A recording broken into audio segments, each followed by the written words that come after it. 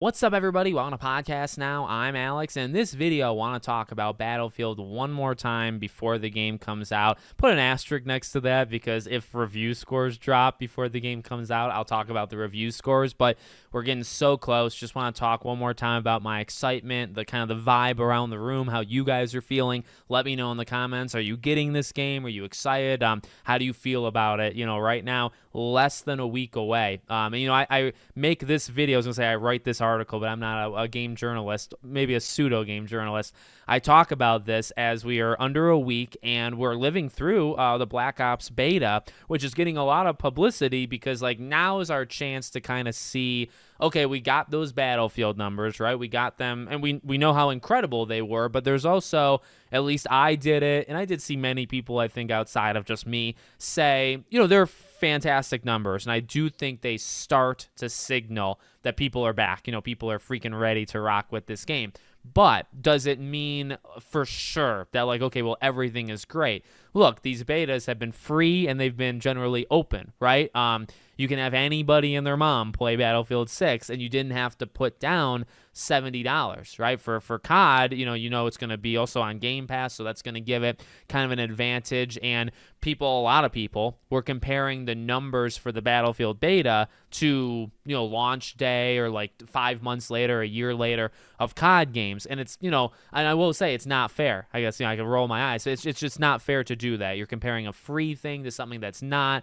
You're comparing something in the beginning of a resurgence, right, to something that is maybe months or years old. Not fair. Now, again, though, where we're sitting at kind of right now, COD is doing what it's doing, and it's not doing, is it doing well? Well, Digimon, I actually think, is beating it. Digimon's a $70 game. Digimon hit 80,000 people on Steam, which is unreal. But no, COD, I think, was peaking around 70, 80K on Steam as well, right? So that's much lower in terms of these beta numbers. Again, not that it always has to be some war. I do think it's fun, Battlefield versus Call of Duty, but as I've always said, the number one hope is just that when a game is good, it pushes other games, and really COD has had its entire, run, or much of it, uncontested. They were able to kind of do whatever and never have to look behind their shoulders. Now, you legitimately have to do that because I think Battlefield's standing right behind you. It maybe doesn't pass you yet, but it's gonna get, I think, really close. And again, all kind of comparisons aside, if Battlefield is really good, it not only puts pressure on EA to keep the game alive in a healthy way, because of course there's unhealthy ways to keep games alive,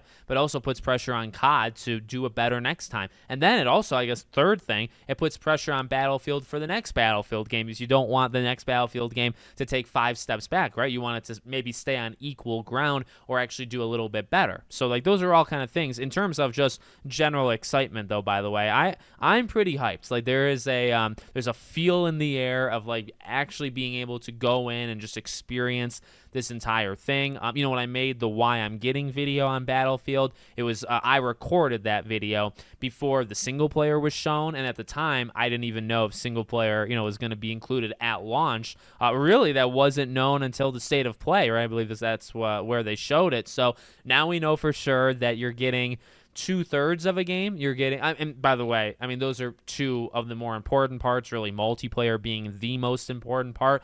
Multiplayer, single player, battle royale, right? I think the battle royale is rumored to be end of October or sometime in November.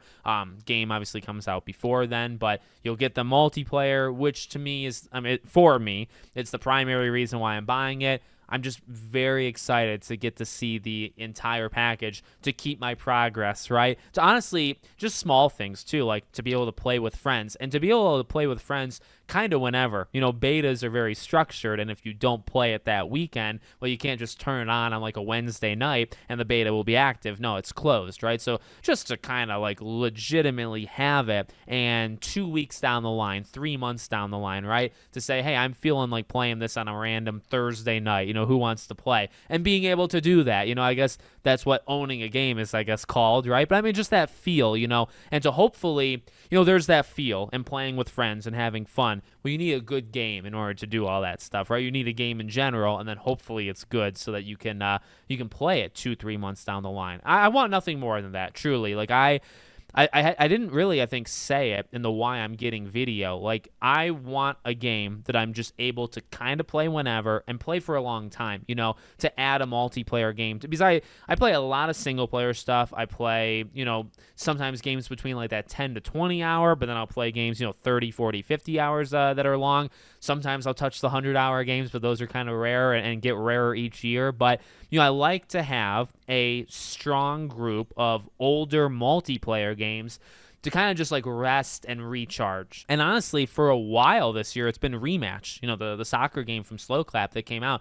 I freaking adore that game. I think that's one of the better games of the year. That's really been the game. And it used to be Rocket League, and Rocket League is still in my rotation, but Rocket League, like I used to do For Honor, Battlefield's I talked about that a lot. Like Battlefield 4 is my iconic Battlefield game, not just because the maps are perfect and just everything has aged really well and just I think was always kind of perfect, but it's because I played that game for years. I played that game all the time, and I would play it with friends, and you could take money. And that doesn't mean, by the way, I was playing it daily for years. I honestly am not that kind of person. I really can't do that, especially nowadays. But it's a game you can play now. You can play it 2 months from now. You could take another break, play it 3 weeks later, take another break, play it 3 months after that.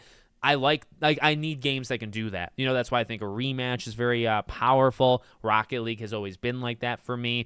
Sometimes like the horror, the asymmetrical games like the Texas Chainsaw or Friday the 13th back in the day, there's some games that can do it. And I want Battlefield to do it. So that's what I'm looking for Battlefield 6 is, okay, show me that you're a good game and that I can take breaks, I can come back whenever, I can just always kind of have that fun factor. So that's me personally. And then, more of like the gaming critique side of me, or the one that just talks about all these games, this is their chance. This is their chance to like lay down the law and say, we are back. We're not messing around. We're not going to do these stupid skins like Nicki Minaj and all that stuff. We're going to come out. We're going to be what we are. We're not going to change for the trends. And we're going to be like unapologetically Battlefield. And we hope you like it. And we're going to give you options. You want to play for multiplayer? We got that. You're one of the new age battle royale people? Well, we're going to give you that too. Give us a couple of weeks, right? Like, and again, having it all be good will push them to continue it. That way, the DLC maps will be just as good. Maybe they'll be better. I mean, that has happened multiple times. Battlefield 4 actually is a good example. Battlefield 4 had, number one, a ton of DLC, and number two, when people rank those DLC maps, or rank maps in general in Battlefield 4, oftentimes those DLC maps are like 1 through 10. You might get like 2 or 3 base Battlefield 4 maps in that ranking. And here's the thing, the base Battlefield 4 maps rock. They're awesome, but the DLC maps were even better. So it's like, and that's kind of what I want too, right? Is, okay, the game is the game and it's really good. Well, I want those DLCs to push it even further, be better than the game, right? And then the next Battlefield game be better than this. Push Call of Duty to be better. That's a big thing, I think, just for the industry at large. So many people play Call of Duty every year. Let's give them a good Call of Duty, or a better, let's say that. Let's be more fair. Let's give them a better Call of Duty. And I will say, you don't get better Call of Duty games with no competition. If they are allowed to kind of be the only ones out there with nothing to push them, they're never going to push. They're never going to actually be. So you need games that can do it. And Battlefield is really one of the only ones that can. So let me know what you guys think in the comments. Make sure, as always, you're subscribed to the channel, bell icon turned on, and I hope to see you all on the next one.